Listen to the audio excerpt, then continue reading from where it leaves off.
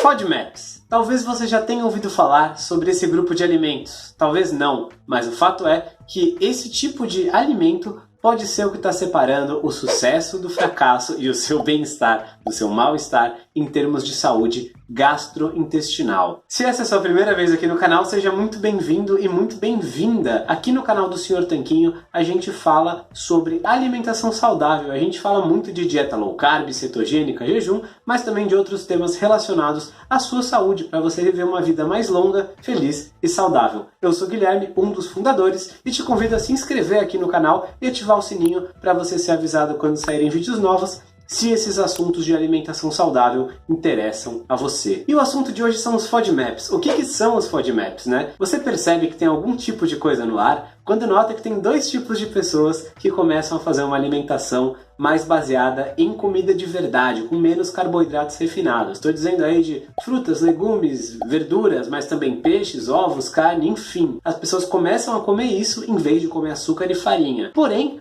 o que acontece com elas? No primeiro grupo, elas se sentem maravilhosamente bem, tudo começa a dar certo, os ganhos de disposição são cada vez maiores, os ganhos de saúde também, os exames melhoram e os quilos vão embora. Tudo dá certo para elas. Pode ter uma adaptaçãozinha no começo, mas depois de uma semana, duas, tudo começa a fluir muito bem. Já o segundo grupo de pessoas até perde peso e se sente melhor, porém nem tudo fica perfeito. Elas continuam tendo alguns dos probleminhas que elas já tinham, especialmente problemas de ordem gastrointestinal. Estou dizendo aí de gases, distensão abdominal, um pouquinho de azia, talvez um pouco de refluxo. O que será que está acontecendo? O que será que elas podem fazer para se livrar desses problemas, sendo que elas já estão tendo uma dieta considerada limpa, saudável, de acordo com a concepção que a gente tem aqui no canal de comida de verdade pouco processada. Os culpados possivelmente são os FODMAPs. Na verdade, os FODMAPs são tipos de carboidratos que são fermentados, e é isso exatamente que essa sigla estranha, FODMAP, quer dizer. Ela quer dizer fermentável, oligosacarídeo, disacarídeo, monossacarídeo and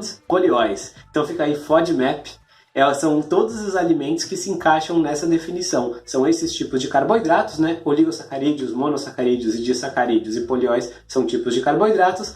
E não todos eles, só os fermentáveis, são os FODMAPs. E com um nome esquisito desse, você pode até pensar que, nossa, eu nunca comi um FODMAP, nunca vi um FODMAP. Mas você estaria provavelmente enganado. Porque esse tipo de carboidrato fermentável está presente em vários alimentos do nosso dia a dia, inclusive alguns bem comuns. Maçã, abacate, cereja, manga, pêssego, cebola, alho, repolho, brócolis, leite, álcools de açúcar tipo xilitol, eritritol e todos os adoçantes que terminam em ol e muitos outros alimentos. Esses são só alguns exemplos de alimentos que têm boa presença de FODMAPs na sua composição. Mas você não precisa se desesperar porque a gente preparou uma tabela com todos os alimentos que estão altos em FODMAPs e também com alguns que são mais moderados e alguns que são bem baixos. Eu vou deixar ela disponível gratuitamente para você aqui na descrição. Queria pedir para você apenas o seu like aí se você se interessou por esse assunto, para a gente poder continuar falando aqui sobre eles e eu poder te ajudar a descobrir como fazer uma boa alimentação sem FODMAPs. E quem é que pode ter que eliminar os FODMAPs da alimentação? É todo mundo? Não. Provavelmente não é todo mundo. Porém, muitas pessoas com problemas gastrointestinais vão se beneficiar disso. Por exemplo, um grupo que se beneficia demais de eliminar os FODMAPs da alimentação são as pessoas com síndrome do intestino irritável ou síndrome do colo irritável, popularmente chamada de SI ou SCI. Por quê? Alguns estudos já mostraram que eliminar os FODMAPs pode trazer melhorias significativas para 75% das pessoas, completamente revertendo os sintomas em poucas semanas, sendo que as primeiras melhoras já são sentidas em até 24 a 48 horas, ou seja, 2 dias sem FODMAPs, você já começa a ter melhoras. Por isso, se você tem síndrome do intestino irritável, síndrome do colo irritável ou qualquer outro tipo aí de distúrbio da sua microbiota intestinal, pode ser interessante fazer o teste de eliminação dos FODMAPs. Agora, aqui no canal a gente fala muito de dieta low carb e cetogênica. E eu preparei um vídeo com a diferença das duas, se você não sabe, vou deixar aqui no cartãozinho, ou então me pergunta aqui nos comentários que eu mando pra você.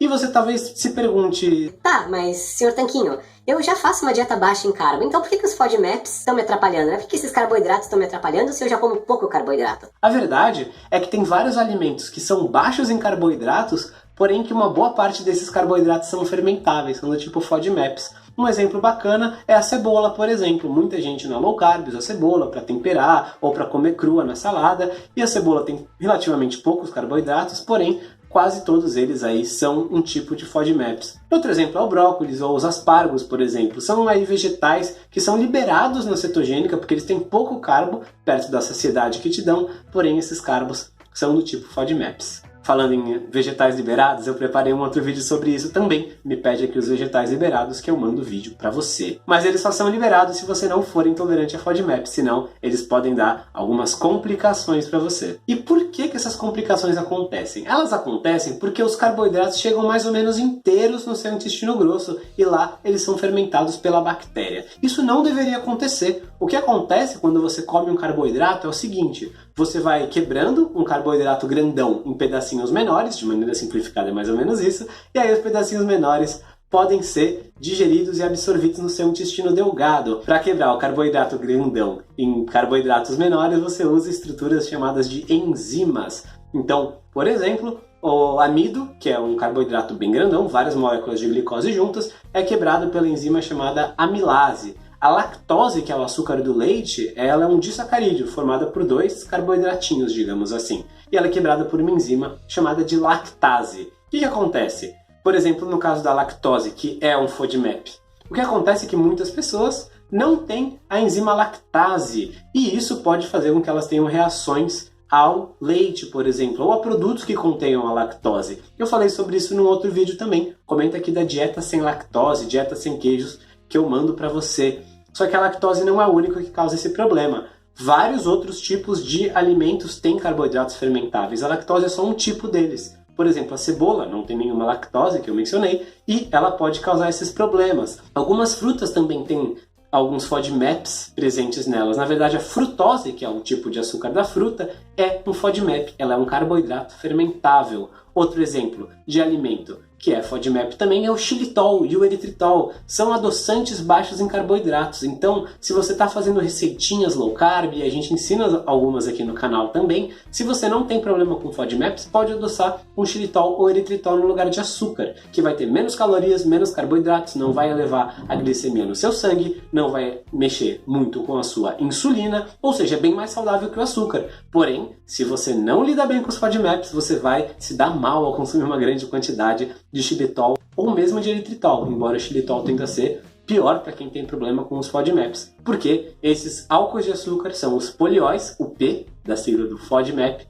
e eles podem dar problemas para você sim. Você pode ter aí diarreia ou constipação, ou gases, você pode ter dor, enfim, várias coisas que você não vai querer sentir. Então, evite aí esses FODMAPs também. Até agora, você já entendeu por que algumas pessoas podem ter problema com alguns alimentos, alguns carboidratos fermentáveis, e vimos também alguns alimentos que são saudáveis e até mesmo alguns alimentos baixos em carboidratos, porém que podem dar reação nessas pessoas que são sensíveis a FODMAPs. Se esse é o seu caso, existe um plano simples de 3 passos que eu vou te ensinar agora para você poder se livrar do problema dos FODMAPs de uma vez por todas. Então, preste atenção nesses 3 passos porque eles são muito importantes. Passo número 1, criar o seu cardápio baixo em FODMAPs. A verdade é que você vai ter que estudar, vai ter que descobrir quais são os alimentos mais baixos em FODMAPs para usá-los para compor o seu cardápio e vai ter que evitar também aí os alimentos mais altos em FODMAPs. Como eu mencionei, tem uma tabela grátis aqui na descrição desse vídeo onde você pode consultar quais são os alimentos altos, médios e baixos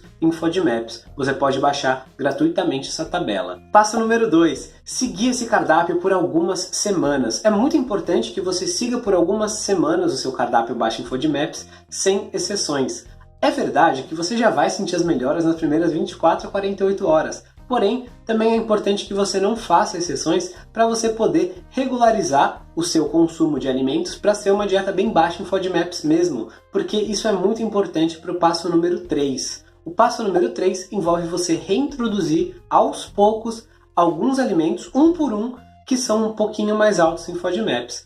não é para você começar a comer tudo do ruim e do pior de uma vez só. Por exemplo, o trigo tem vários problemas para a saúde, tem o glúten que muitas pessoas são sensíveis, tem várias outras questões, muito rico em carboidratos. Geralmente você não masca o trigo, você come na forma de uma farinha bem processada ou numa tranqueira junk food industrializada que vem junto com óleos vegetais. Enfim, não é para comer o trigo. Você vai querer começar colocando comida de verdade, mas um pouquinho mais alto em FODMAPs. Então, frita um pouco aí, refoga um pouco de cebola e come junto com o seu bife. Ou então, come um pêssego ou meio pêssego depois do almoço. Começa aos poucos, vai testando, e um por vez. Então, se você gosta bastante do pêssego, começa a comer o pêssego de sobremesa, por exemplo, por uma semana. E vai vendo como você se sente, que tipo de reação você tem. E nesse processo todo, desde o passo 1 até o passo 2 até o passo 3, tem duas ferramentas que podem te ajudar bastante. A primeira é você ter o cardápio baixo em FODMAPs que você vai montar. Você pode montar usando como base a nossa tabela aí de alimentos baixos em FODMAPs, ou então você pode comprar um cardápio mais ou menos pronto, e a gente também está deixando um link aqui na descrição. Se você não quiser comprar, se você não quiser consumir esse material que a gente elaborou com muito carinho e atenção para você, não tem problema nenhum, usa a tabela grátis, a gente continua amigo,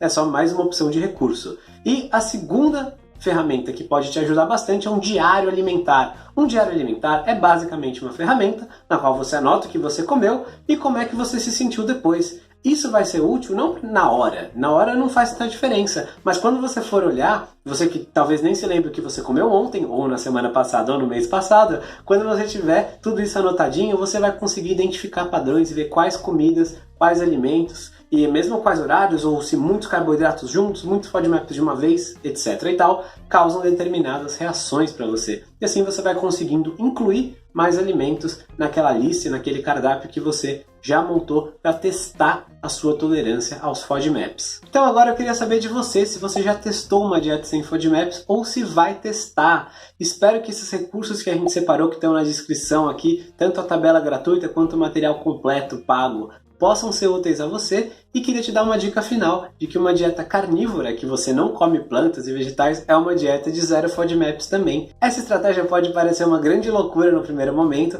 mas eu já falei sobre ela num outro vídeo que eu estou deixando aqui do lado. Com certeza vai ajudar várias pessoas que têm problemas gastrointestinais. Na sua tela também está aparecendo um tanquinho, que é o logo do canal, para você se inscrever e ativar o sininho para receber vídeos novos todas as semanas. Um forte abraço do Sr. Tanquinho.